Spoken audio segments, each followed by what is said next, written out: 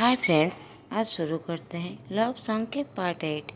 पिछले पार्ट में हमने सुना था ईपो और चान दोनों एक दूसरे से प्रॉमिस करते हैं एक दूसरे को जेलस करने के लिए कभी भी किसी के साथ फ्लर्ट नहीं करेंगे। अब आगे की स्टोरी।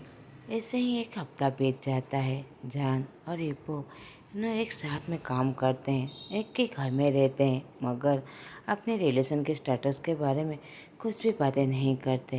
मगर ऐसा लग रहा था जैसे वो दोनों कपल है। जान और ईपो साथ में क्लिनिक जाते हैं, एक साथ ही टाइम स्पेंड करते हैं, दोनों साथ में लॉन्च करते हैं। यहाँ तक कि सारे जो अपॉइंटमेंट होते हैं वो दोनों साथ में ही सबको हैंडल करते हैं। दोनों उनके डिपार्टमेंट के सभी के साथ एक ही साथ काउंसलिंग करते हैं और फाइनली दोनों साथ में ही घर आते हैं। रास्ते पर वो दोनों शॉपिंग करते हैं, साथ में खाना भी बनाते हैं और इवनिंग टाइम पर दोनों साथ में टाइम स्पेंड करते हैं। जब भी वो अपने बैंड के साथ रिहर्सल के लिए जाता है तो जान अपने कजिन के पास चला जाता है। बस कुछ चीज़ें ही था जो कि इबो को बहुत ज़्यादा ब्रदर कर रहा था। जैसे कुछ यंग एटर्न्स हमेशा जान के चारों तरफ ही रहते थे। वो हमेशा चाहते थे कि ऑपरेटिंग रूम पर वो जान के साथ ही रहे। यहाँ तक तो कुछ नर्स भी बीच में आर्ग्यू हो जाता था। वो हमेशा जान के सीट पर ही काम करता था, मगर जान ने इन सारी प्रॉब्लम का सलूशन भी निकाल चुका था। अब जान के पास एक नर्स और एक मेल नर्स रहता था जो उसके पास हमेशा रहते थे और हमेशा उसे असिस्ट करते थे। दूसरी तरफ ईपो ने जो जान के लिए उसकी लव सॉन्ग लिखा था वो अभी तक रेडी नहीं था। वो उसकी लिरिक्स लेकर उसी को दिखाता है जो उसे बहुत ज़्यादा जनरल लगता है, उसमें उसे इमोशनल की कमी लगता है। और उन लोगों ने उस सॉन्ग के लिए कोई सूट और साउंड भी नहीं ढूंढ पाया था। और संज्ञान भी ईपो को हमेशा चिढ़ाता रहता था। उसे कौन है वो जिसे तुम प्यार कर बैठे हो, जिसके बारे में मुझे नहीं पता है। मैं तुम्हारा बेस्ट फ्रेंड हूँ, तुमने फिर भी मुझे क्यों नहीं बताया। मगर ईपो तो बहुत ज़्यादा स्टबर्न था। उसने अभी तक जान को भी अपना फीलिंग नहीं बताया। इसीलिए वो फाइनली वो अपने आप को हिम्मत जुटाते हुए मन में कहता है चाहे कुछ भी हो जाए उसे सब कुछ मैनेज करते हुए अपनी फीलिंग को जान के सामने कन्फेस करना ही पड़ेगा। अब सैटरडे शाम को वो सभी अपने क्लब में चले जाते हैं जहाँ पर बहुत ज़्यादा क्राउड था और जो और एल्बम थे उन सबको सेल करने लगते हैं। अब पीछे में वो लोग सब रिहर्सल कर रहे थे और सब कुछ प्रिपेयर हो रहे थे। संज्ञान ईबो का दिमाग खराब कर चुका था कि कौन है वो ब्यूटी जिसे तुम प्यार कर बैठे हो, मुझे बताओ ना वो लड़की कौन है। यहाँ तक तो वो गाने के बीच में अपना लिरिक्स भी भूल जाता है। इसी वजह से ईबो उस पर बहुत ज़्यादा गुस्सा हो जाता है। ब्रेक टाइम पर संज्ञान को लेकर पीछे जाते हुए कहता है तुम ये सवाल पूछना बंद करो, तुम मुझे बहुत ज़्यादा नर्वस करते हो। संज्ञान भी गुस्सा होते हुए कहता है मैं तुम पर नाराज़ कैसे न हूँ, मैं तुम्हारा बेस्ट फ्रेंड हूँ। मैं बस जानना चाहता हूँ कि वो लकी पर्सन कौन है जो तुम्हारे दिल को चुरा लिया है। ईबो गुस्से से कहता है मैं तुम सबको बताऊँगा जब मैं खुद रेडी हो जाऊँगा तुम सबको बताने के लिए। संज्ञान कहता है हे मैं तुम्हारा बेस्ट फ्रेंड हूँ और इस सब में तुम मेरे बॉयफ्रेंड को भी इन्वॉल्व कर रहे हो, तो फिर मैं कैसे ना जानूँ। ईबो कहता है क्योंकि मैं तुम्हें अच्छी तरीके से जानता हूँ, तुम मुझे सबके सामने एम्बैरेस करोगे और बिल्ली की तरह बहुत ज़्यादा ट्रबल में फंसाओगे जैसे तुम उस लड़की के साथ किए थे। संज्ञान नर्वसली मुस्कुराते हुए कहता है वो उस पर मैं इस पर प्रॉमिस करता हूँ, इस पर मैं कुछ भी नहीं करने वाला। मैं बस जानना चाहता हूँ वो कौन है जो तुम्हारे दिल को चुरा लिया है, वो दिखने में कैसी है, वो खूबसूरत है ना। वो सोच रहा था कि वो कोई लड़की होगा। ईबो कहता है मैं तुम्हें कुछ भी नहीं बताने वाला, पहले मैं अपनी फीलिंग के बारे में खुद जान लूँ। और मन में कहता है मैं तुम्हें अभी नहीं बताऊंगा कि वो कोई लड़की नहीं है, वो लड़का है। अगर तुम्हें ये बात पता चला तुम जल्द से पकड़ लोगे कि वो जान ही है। मैं इस बात का रिस्क नहीं ले सकता क्योंकि पहले मैं जान को अपनी फीलिंग के बारे में बताना चाहता हूँ। पहले हम लोग रिलेशनशिप में आ जाए, फिर बाद में मैं तुम्हें बताऊँगा। अब उन लोगों का परफॉर्मेंस ख़त्म हो जाता है। अभी वो कोई बिना मिस्टेक के हुए वो जान को टेस्ट करके उनके पास पहुंच जाता है। अब घंटे बाद सारे बैंड मेंबर्स घर चले जाते हैं। ईपो जहान का वेट करने लगता है। पहले तो ऐसी क्राउड प्लेस बिल्कुल भी उसे पसंद नहीं था, मगर जहान जब से उसके लाइफ में आया है वो बस जहान का वेट कर रहा था। उसे अब सब कुछ अच्छे लगने लगा था। स्पेशली वो तो बस जहान का इंतज़ार कर रहा था, जैसे उसे कोई उसे छीन न ले। लास्ट वीक की जो 3 लड़कियां थी जो ईबो के साथ फ्लर्ट करने की कोशिश कर रहे थे, वो अभी भी क्लब में थे। वो ईबो को अकेला देखकर उसके पास आकर उसके करीब बैठ जाते हैं और ईबो को टच करने की कोशिश करते हैं। ऐसे प्रिटेंड करते हैं जैसे वो गलती से छू ली। ईबो थोड़ा सा मूव हो जाता है तो एक लड़की उसके और करीब आ जाता है और उन तीनों में 2 लड़कियां डांस करते के लिए चले जाते हैं और कहते हैं तुम दोनों मज़े करो। और वो एक लड़की ड्रिंक ऑर्डर करता है और ईबो को देते हुए कहता है कि वो नाइट स्पेंड करने के लिए। ईबो तो बहुत ज़्यादा अनकम्फर्टेबल फील करने लगता है और जाने के लिए भी कह देता है, मगर वो तो बिल्कुल भी नहीं सुनता। जहान सडनली ईबो के पास आकर उसके रिस्ट को पकड़कर चिल्लाते हुए कहता है, हैंड्स अप, बहुत ज़्यादा हो गया। वो लड़के हंसते हुए कहता है, तुम हम दोनों के बीच इंटरफेस क्यों कर रहे हो। जैन गुस्से से कहता है, क्या तुम्हें दिखाई नहीं दे रहा है वो कितना ज़्यादा अनकम्फर्टेबल फील कर रहा है। तुम्हारे छूने से उसे कितना ज़्यादा बुरा लग रहा है। तुम क्या ये नोटिस नहीं कर रहे हो। वो तुम्हारे बातों का कोई भी रिस्पॉन्स नहीं दे रहा है। वो तुमसे कोई बात भी नहीं करना चाहता। वो लड़की चिल्लाते हुए कहता है, तुम्हें इस सब की क्यों परवाह है।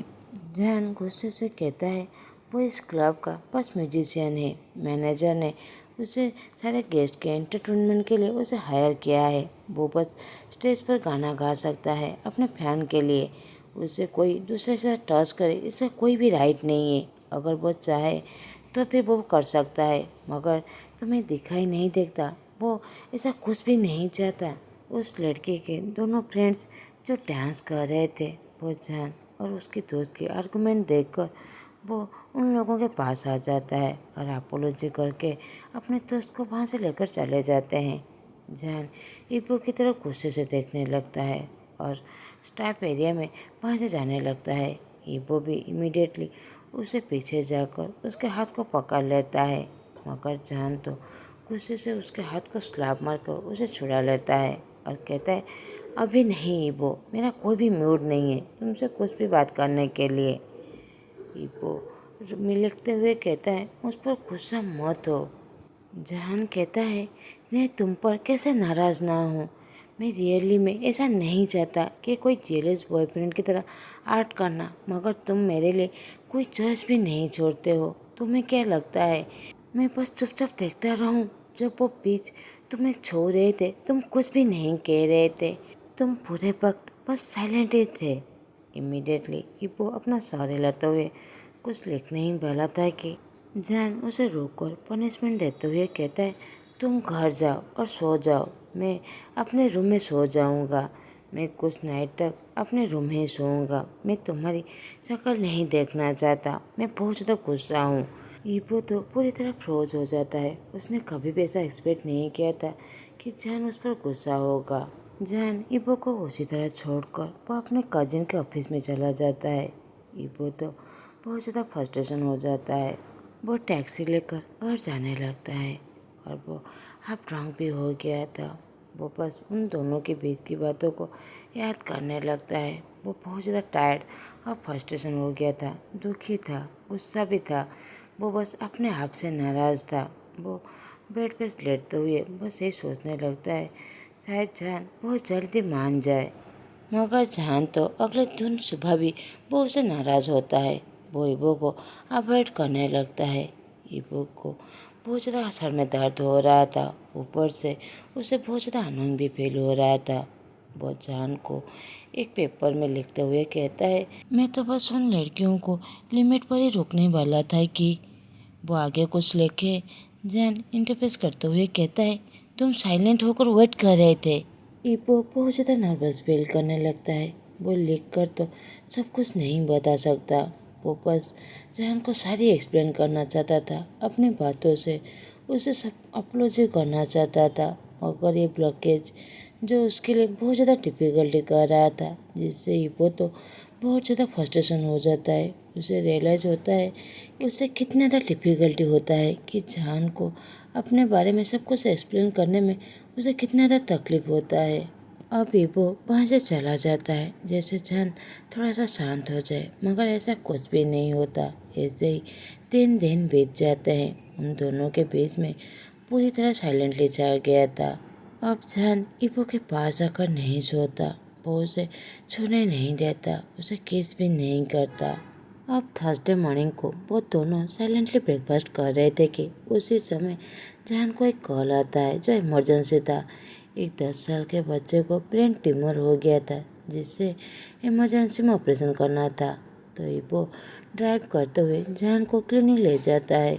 अब क्लिनिक में जान 2 असिस्टेंट को कहकर इमीडिएटली ऑपरेशन स्टार्ट करने के लिए किया जाता है, और वो दोनों सेपरेट में खड़े होकर वो सब देख रहे थे। जान जैसे ही नोटिस करता है कि उनके हाथ ट्रेवलिंग कर रहा है, तो वो चिल्लाते हुए सभी को बाहर जाने के लिए कह देता है, अगर तुम लोग डर रहे हो तो फिर यहाँ से निकल जाओ, और ईबो को रेडी होने के लिए कह देता है। ईबो भी इमीडिएटली रेडी होकर ऑपरेशन रूम आ जाता है। ईबो उस लड़के के फेस में देख सकता है जो बहुत ज़्यादा डरा हुआ था, तो ईबो उसके पास बैठ जाता है और उसके हाथ को पकड़कर शार्पली खाना खाने लगता है। जान मुस्कुराते हुए नोट करता है। वो दोनों एक दूसरे को बिना बातें कर किए हुए भी समझ सकते हैं कि वो दोनों क्या चाहते हैं। अब एक नर्स आकर उस छोटे बच्चे का हाथ को पकड़ लेता है और ईपो जान के पास आ जाता है। अब जान उसे छोटा स्टेप भी उसे बताने लगता है कि उसे कब क्या करना है। अब ईपो भी उसके इंस्ट्रक्शन पर वो ऑपरेशन कर लेता है। उस बच्चे का जो 2 ट्यूमर था, जिससे ईपो तो पहले बहुत ज़्यादा घबरा जाता है, मगर सब कुछ परफेक्ट हो जाता है। ईपो उस दिन बहुत ज़्यादा खुश था, अपने आप पर प्राउड था कि वो फाइनली ये सब कुछ कर पाया। वो जान का तो बहुत ज़्यादा आभारी था। कुछ देर बाद उसके डैड ईवो के पास आकर उसे कंसल्ट करने लगते हैं और कहते हैं, तुम दोनों ने बहुत अच्छा काम किया। अब ईवो अपने डैड से सारी बातें कह देता है कि उसके साथ जान का फाइट हो गया है। उसके डैड हंसते हुए कहते हैं, तुम पहले से ही बहुत ज़्यादा शाय लड़के हो और लड़कियों के बीच में रहते हो, तुम्हें जान को सारी बातें एक्सप्लेन करना चाहिए, उसे भी पता चले कि तुम उस पर साइलेंट क्यों थे। तुम्हारा ऐसा कोई भी पर्पज़ नहीं था। ये बात सच था, क्योंकि उस स्कूल वाली लड़कियों की बात से ही वो बहुत ज़्यादा साइलेंस हो गया था। वो तो लड़कियों के बीच में बहुत ज़्यादा बुरा फील करता है, इसीलिए उसे समझ में नहीं आता कि वो उस पर क्या रिएक्ट करे। अब वो अपने डैड को उस लव सॉन्ग के बारे में ही बता देता है। उसके डैड मुस्कुराते हुए कहता है, मुझे लगता है तुम्हें दिमाग में जो भी है वही लिखना चाहिए। तुम पहले ही दिन से जान से क्या बातें करना चाहते हो, तुम्हारे दिल में उसके लिए क्या फीलिंग है, वही सब कुछ लिखना। वो लोग आगे कुछ बातें करें, उसी समय जान डोर को नॉक करते हुए कहता है, वो पेशेंट उठ गया है, वो तुम्हें देखना चाहता है। वो चाहता है तुम्हारा एल्बम खरीदने के लिए। मेरे पास बस एक ही एल्बम है, मैं अपने भाई को देना चाहता था। अगर तुम्हारे पास और कुछ है तो फिर तुम उसे दे सकते हो। तो ये वो एक एल्बम लेकर जान के साथ उस पेशेंट के पास चला जाता है। उसके डैड भी साइलेंटली उन दोनों को फॉलो कर रहे थे। वो छोटा सा बच्चा इबो को देखकर तो बहुत ज़्यादा खुश हो जाता है। वो कुछ कहना चाहता था, मगर कुछ देर पहले ऑपरेशन के वजह से वो ठीक से कह नहीं पाता। मगर इबो समझ जाता है, तो वो उसके हाथ में एल्बम देते हुए कहता है, आज से तुम मुझे कभी भी नहीं भूल पाओगे। वो तो बहुत ज़्यादा खुश हो जाता है और रोने लगता है। ईबो के डैड ईबो की तरफ देखते हैं जैसे वो उस पर बहुत ज़्यादा प्राउड हो रहे हो।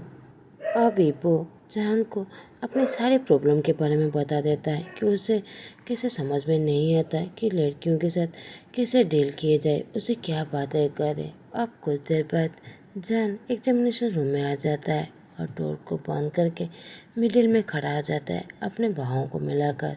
ईपो दौड़ के जाकर जान को गले लगा लेता है। जान भी उसे टाइटली गले लगाते हुए कहता है, सॉरी, मैं तुम पर नाराज़ हुआ और जेलस हुआ। ईपो लिखते हुए कहता है कि आज के बाद तुम मेरे बेड पर फिर से सोओगे, मुझे कडल करोगे। जान मुस्कुराते हुए नोट करता है तो ईपो जान को खुशी से किस करने लगता है। उस दिन तो ईपो की बहुत बड़ा वंडरफुल डे था।